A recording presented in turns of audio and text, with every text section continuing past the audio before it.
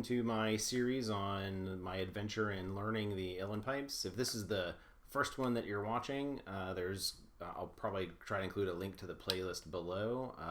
This is the second episode. I already covered a bunch of stuff in the first episode. I will be revisiting a little bit of that. I talked about some of the geometry of the instrument and a few other things. But with that said, I'm just going to go ahead and get straight into the newest stuff I have been working on. The first lesson that I covered last time was this slow air. Again, something in Gaelic that I can't pronounce. And there was the lesson itself doesn't include any grace notes, any way to separate tones. I wrote in some little markings here for where crossing noises would take place, where I actually kind of want to play staccato. The second thing I'm going to move on to here is these cutting notes. It's actually just a simple little exercise on cutting notes, starting on low D and just kind of working all the way up to high D.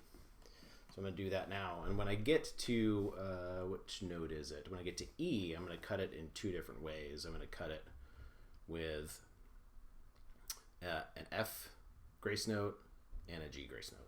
Or excuse me, an A and a B and a C. Still getting used to the names on this. Again, I've been a Highland piper for most of my piping life. Okay, here we go. Simple cutting note exercise. And to recap, I have just the baritone drone running at this time while I get better.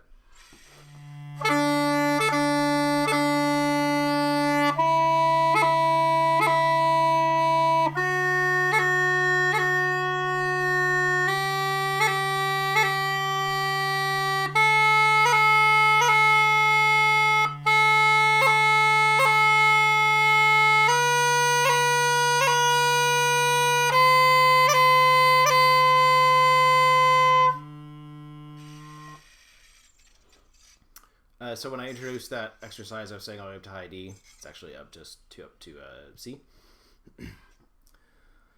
The point of going through that is to get comfortable with how it feels to play those. Again, me coming from Highland piping, my style is to play those really, really tight and really short.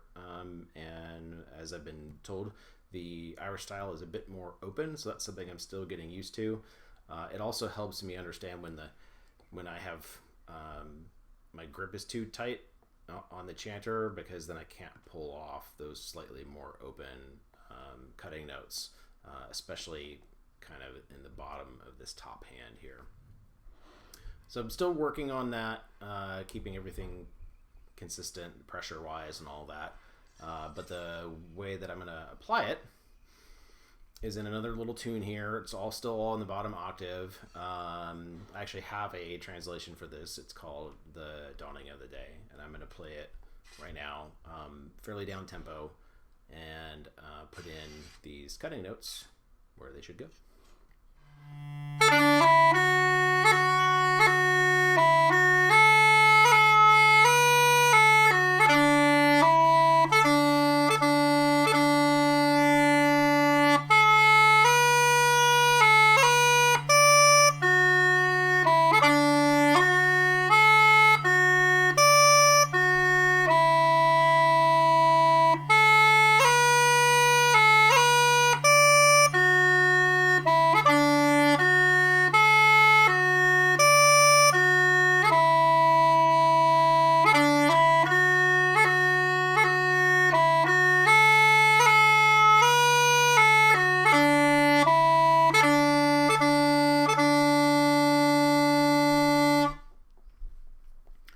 The only cutting notes written in on the sheet music are between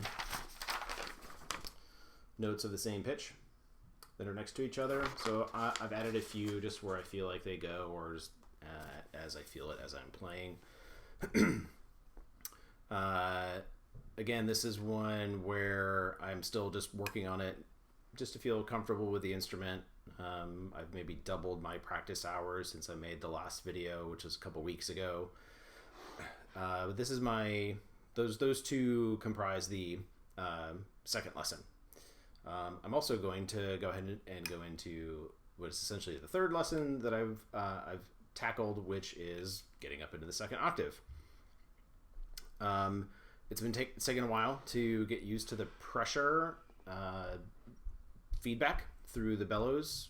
Again, I've played Scottish small pipes for a couple years, and I'm very comfortable keeping that very balanced and consistent, which I can't do here. Right, I have to create an imbalance by closing off the chanter, adding pressure to the bag to be able to get up into the second octave.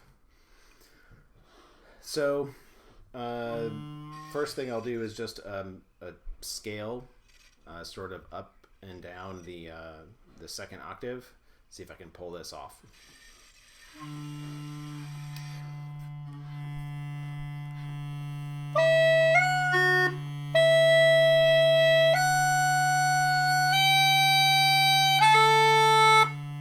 Oh, let's give it another shot.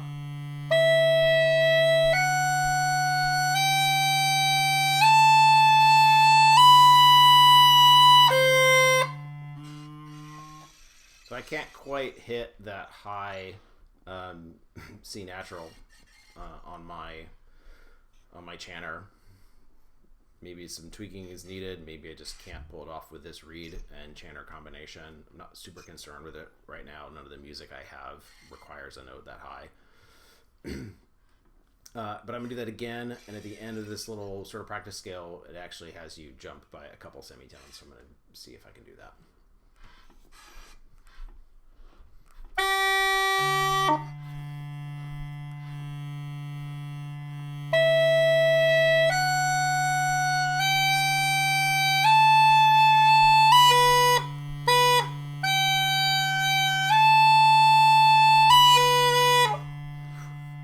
A hard time with keeping that one.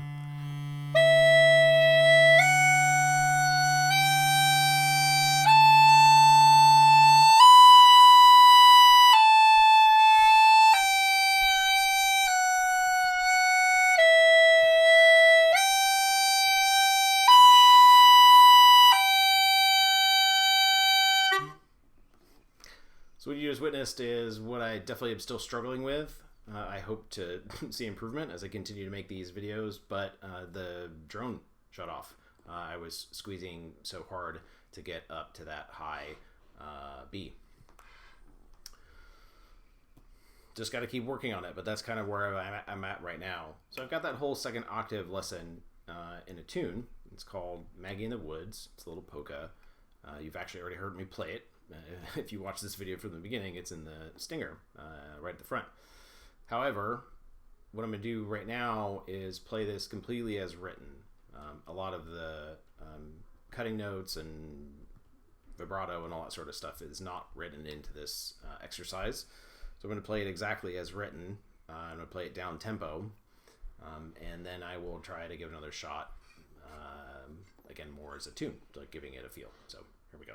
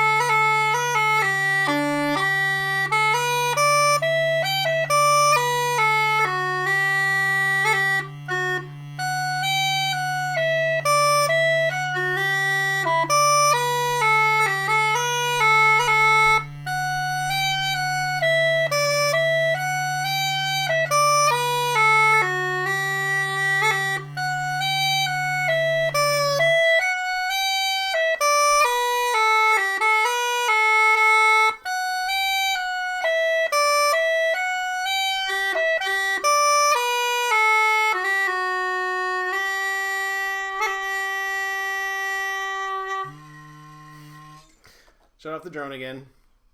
I do struggle when playing that second octave on longer notes, basically through a cycle of the bellows, and I need to spend more time just playing high notes for a minute. Just get through lots of cycles on the bellows, go up and down while doing that. It's clearly an area where I need more practice because it just showed right there. However, to keep myself interested in my play sessions or my practice sessions, I always have a go at these things as a tune. It's fun. It's how I practice my Highland and my Scottish instruments as well. So after I do a certain amount of technique work and down tempo work and all that sort of stuff, I kind of treat myself to playing a little music at the end, which is what I'm going to do now.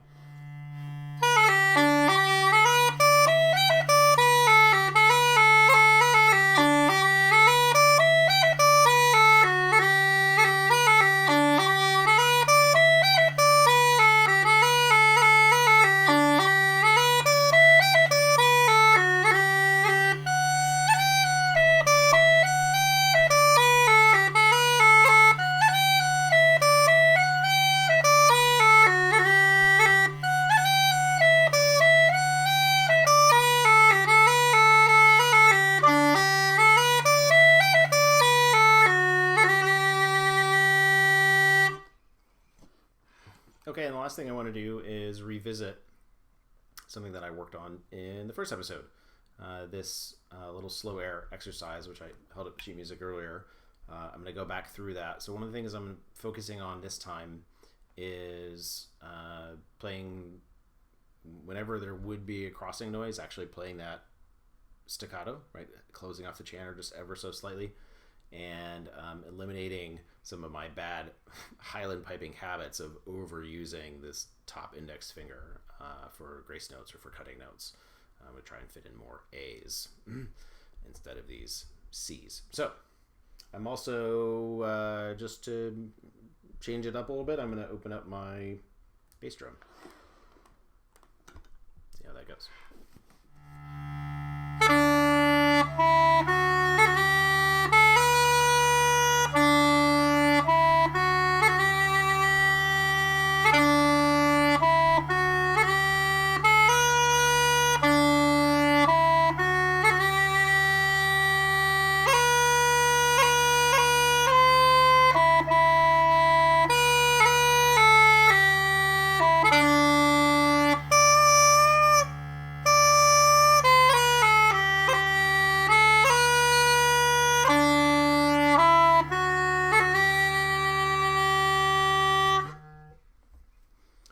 Still needs more work. A few mistakes. Pressure on that high D. I don't always nail every single time, as you just heard. But that's okay. This is learning. So anyway, there's a little revisit from the first lesson. Okay, it's been 2 weeks since the last one. That's kind of where I'm at right now.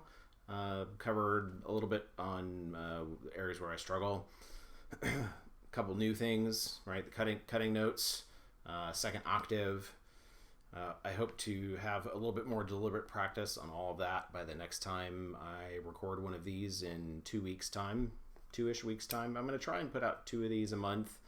Next month will be a little bit difficult. I'll be out of the country for half of it on a trip, but I'm going to try and keep these at a fairly regular cadence. And with that, I will just say thank you for watching and Sancha.